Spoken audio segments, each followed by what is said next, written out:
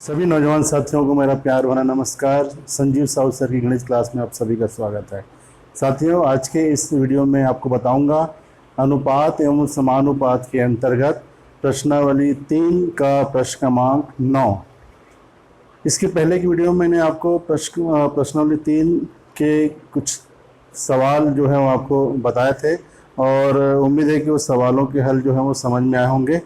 और इसके आगे के जो सवाल है प्रश्न क्रमांक 9 से लेकर आगे और कुछ सवाल हैं, इसमें शायद प्रश्न क्रमांक 19 तक के कुछ सवाल हैं और इन सवालों के जो हल हैं वो सवाल जो है इसमें आपको कथन के रूप में दिए गए हैं। कथनों को आपको समझना है और अनुपात और समानुपात की जानकारियों का उपयोग करते हुए आपको इन सवालों के हल को करना है।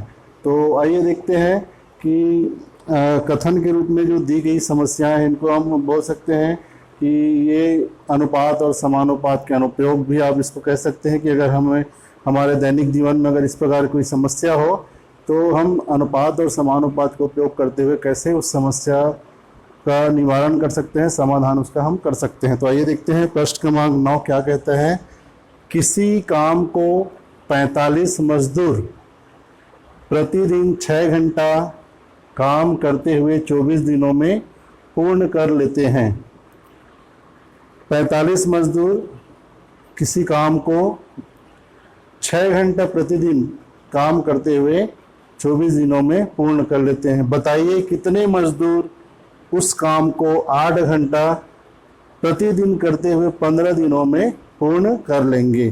तो यहाँ पर हम देखते हैं कि हमारे पास दो स्थितियाँ हैं। एक स्थिति में जो है 45 मजदूरों की संख्या 45 है और उस किसी काम को करने में लगने वाला समय कितना है, प्रति घंटा 6 प्रतिदिन 6 घंटा और कितने दिन तक वो काम को पूरा कर लेते हैं, 24 दिनों में उस काम को पूरा कर लेते हैं। तो कुल समय कितना हो जाएगा, अगर घंटे में इसको निकालना चाहे तो 6 गुणित 24 घंटे हो जाएंगे। ये पहली स्थिति हो गई। दूसरी स्थिति में क्या कहा जा रहा है कि कितने मजदूर उसी काम को 8 घंटा प्रतिदिन करते हुए 24 दिनों में पूर्ण कर लेंगे। मतलब अगर कार्य को पूर्ण करने का समय कितना हो जाता है, 8 घंटा प्रतिदिन 15 दिन तक, तो इस घंटों की संख्या कितनी हो जाएगी, 8 घंटा गुणित 15 दिन। तो जो भी आएगा मान, उतने घंटे अगर कार्य करते हैं मजदूर तो कितने मजदूर इस काम को पूरा करेंगे।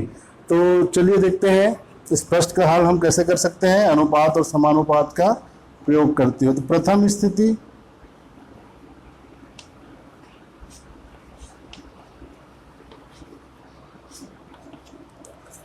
मजदूरों की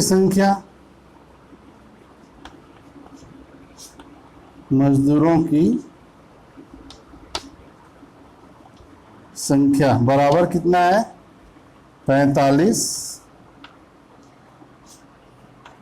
मजदूर।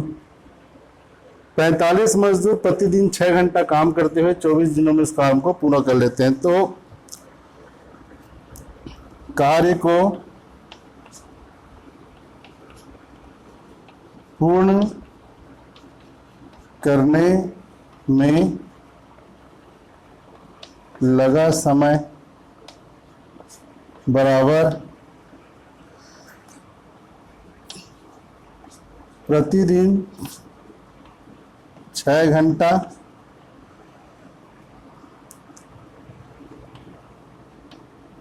कुल 24 दिन। प्रतिदिन 6 घंटा कुल 24 दिन बराबर कितना हो जाएगा, 6 गुणित 24 घंटे बराबर 6 चौक 24, 6 दूनी 12 और 2 14। इसका मतलब क्या हुआ कि एक काम है, उस काम को पूरा करने में 45 मजदूरों को 144 घंटे लगते हैं, या 144 घंटे अगर काम को पूरा करने में लगते हैं तो मजदूरों की संख्या कितनी होती है, 45 होती है। अब उसी काम को यदि 8 घंटा प्रतिदिन के हिसाब से 15 दिनों तक पूरा कर लिया जाए, 15 दिनों में 8 घंटा प्रतिदिन कार्य करते हुए उस काम को पूरा कर लिया जाए, तो मजदूरों की संख्या कितनी होगी ये हमको ज्ञात करना है। तो दूसरी स्थिति,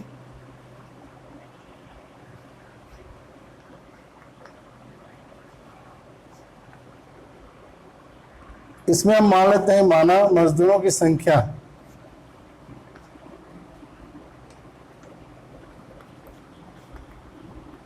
क्योंकि मजदूरों की संख्या हमको ज्ञात करना है दूसरी स्थिति के लिए।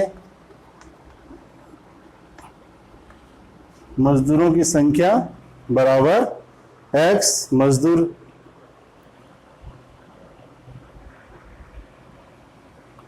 कार्य को पूर्ण करने में लगा समय बराबर कितना समय लगेगा, 8 घंटा प्रतिदिन कार्य कर रहे हैं, 8 घंटा प्रतिदिन, कुल कितना दिन, कुल 15 दिन, तो कितने घंटे हो जाएंगे ये, 8 गुणित 15 घंटे, तो बराबर कितना हो जाएगा 120 घंटे। अब हमारे पास देखिए दो स्थिति, फिर से आप समझने की कोशिश करिए। जब मजदूरों की संख्या 45 है तो उस समय कार्य को पूर्ण करने में हमको 144 घंटा लगता है। अब हमने मजदूरों की संख्या को x मान लिया, तो कार्य को पूर्ण करने में लगा समय इसमें क्या है, ये प्रश्न में दिया हुआ है 8 घंटा प्रतिदिन, 15 दिन के हिसाब से कितना हो जाता है, 120 घंटे हो जाते हैं। हमको x का मान निकालना है।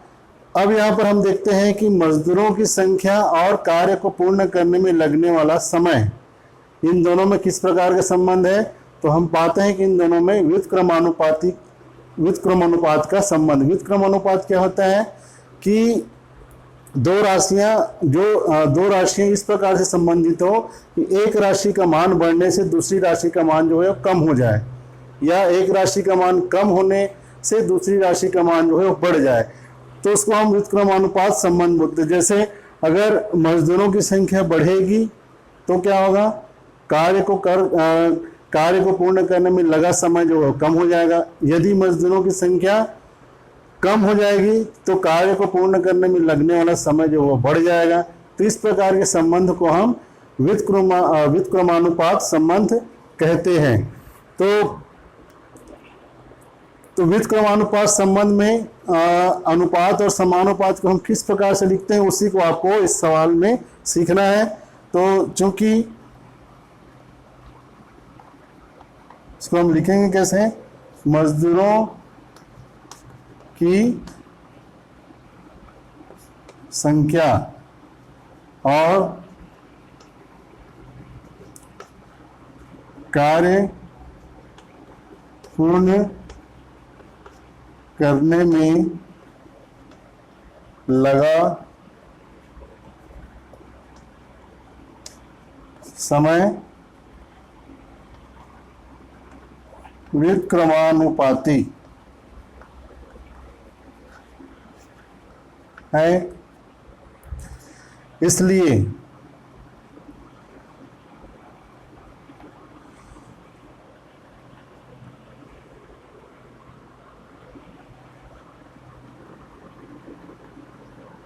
मजदूरों की संख्या अनुपात मजदूरों की संख्या समानुपात समय घंटा में और अनुपात समय घंटा में। यहाँ पर अभी आपको थोड़ा सा समझने में दिक्कत हो रही होगी कि ये कहाँ से आया, मतलब इसका मतलब क्या हुआ, कौन मजदूरों की संख्या इसमें हम कौन से मान को लिखेंगे, इसमें कौन से मान को लिखेंगे, यहाँ कौन से मान को लिखेंगे और यहाँ कौन से मान को लिखेंगे, ये आपको भी समझने में दिक्कत हो रही होगी। जब एक दो सवाल आप बना लोगे तब हम व्युत्क्रमानुपात के लिए अनुपात और समानुपात के संबंध को किस प्रकार से लिखते हैं उसको आप सीख जाएंगे। तो चूंकि देखिए मजदूरों की संख्या और कार्य पूर्ण करने में लगा समय एक दूसरे के व्युत्क्रमानुपाती है। क्यों? क्योंकि मजदूरों की संख्या कम होने से समय ज़्यादा लगेगा, मजदूरों की संख्या ज़्यादा होने से समय कम लगेगा। इसलिए दोनों जो राशियां हैं, मजदूरों की संख्या और समय एक दूसरे के व्युत्क्रमानुपाती हैं। तब इस संबंध में हम मजदूरों की संख्या अनुपात मजदूरों की संख्या समानुपात समय घंटों में अनुपात समय घंटों में, इसमें हम किस प्रकार से मान लिखेंगे? तो मजदूरों की संख्या पहली स्थिति में कितनी है? 45, उसको लिख देंगे। फिर अनुपात मजदूरों की संख्या दूसरी स्थिति में कितनी है? इसको हमने x माना है। समय घंटों में, तो ये यहां पर कौन से समय को आपको लिखना है? दूसरी स्थिति के लिए जो समय लग रहा है उसको आपको लिखना है। तो यहां पर हो जाएगा 120, यहां पे समानुपात का चिन्ह रहेगा और यहां फिर अनुपात का चिन्ह रहेगा, और आखिरी वाला जो समय लिखा है उसमें रहेगा 144। तो इस प्रकार से व्युत्क्रमानुपाती अगर संबंध है तो हम अनुपात और समानुपात को इस प्रकार से लिखते हैं। देखिए मजदूरों की संख्या 45 है, तो समय कितना ले रहे हैं हम? 120 ले रहे हैं। मजदूरों की संख्या 1 है, समय कितना ले रहे हैं? 144 रहे हैं। एक दूसरे के व्युत्क्रमानुपात हो गए। जबकि यहाँ पर देखिए अगर इसी में समानुपात होता तब क्या करते हैं हम? इसको भी आपको समझना जरूरी है कि समानुपात होता, मान लो संबंध, तो क्या होता? तब उस स्थिति में हम मजदूरों की संख्या यहाँ पर 45 है, तो 45 मजदूरों के लिए समय कितना लग रहा है? 144, तो यहाँ पर 144 हो जाता है। x मजदूरों के लिए समय कितना लग रहा था? 120, तो यहाँ पर 120 होता। ये आपस में बदल गए हैं। क्यों? क्योंकि दोनों में व्युत्क्रमानुपात का संबंध है। अब इस अनुपात समानुपात को हल करके हम x का मान निकालेंगे और वही हमारे इस प्रश्न का उत्तर होगा। तो आइए देखते हैं इसको हल करके। 45 अनुपात x हम क्या लिख सकते हैं? 45 बटे x बराबर, समानुपात को हमने बराबर लिख लिया। 120 अनुपात 144 को हम लिखेंगे 120 बटे 144। अब इसको सरल कर लेते हैं हम। तो 120 और x का गुणा हो जाएगा, तिर्यक गुणा, तो 120 x हो गया। 45 और 144 का तिर्यक गुणा हो जाएगा। x का मान निकालना है तो 120 का पक्षांतर करेंगे, गुणा के रूप में है, इधर भाग हो जाएगा। तो ये हो जाएगा 45 गुणित 144 बटे 120। इसको हम सरल करते हैं रफ कार्य में। तो ये 45 गुणित 144 बटे 120, तो ये 12 का वर्ग होता है, तो 12 में से भाग जाएगा और यहाँ पे 10 12 में भाग जाएगा। 5 से इसको आप भाग दे दो, तो 5 नहीं है 45, 5 दूनी 10, 2 से भाग जाएगा, 2 6 का 12, तो 9 गुणित 6 बराबर हो जाएगा 54। तो इसका मतलब ये है कि दूसरी स्थिति कौन सी है कि मजदूर जो है वो 8 घंटा प्रतिदिन 15 दिनों तक अगर कार्य करें तो मजदूरों की संख्या कितनी लेनी होगी? हमको उस कार्य को पूर्ण करने के लिए 54 मजदूर लेने होंगे। तो हमारा उत्तर है 54 मजदूर। तो उम्मीद है इस प्रश्न का उत्तर प्रश्न का जो हल है वो आपको समझ में आया होगा। व्युत्क्रमानुपाती और समानुपात को आपको समझने की जरूरत है। समानुपात होता है तब हम इसको मान को किस प्रकार से लिखते हैं, और व्युत्क्रमानुपाती होने पर मान को हम किस प्रकार से लिखते हैं, उसको आप इस सवाल के माध्यम से समझे होंगे। और आगे के वीडियो में आपको कुछ और सवाल बताऊंगा, उसमें आपको व्युत्क्रमानुपाती और समानुपात से संबंधित जो प्रश्न है और अच्छे से क्लियर हो जाएंगे। और इस प्रकार के प्रश्न जो है आपको जैसे अगर आप बोर्ड परीक्षा दिला रहे हैं, बोर्ड परीक्षाओं में अक्सर पूछा जाता है, और अगर प्रतियोगी परीक्षाएं अगर दिला रहे हैं तो प्रतियोगी परीक्षाओं में भी इस प्रकार के प्रश्न पूछे जाते हैं। Thank you.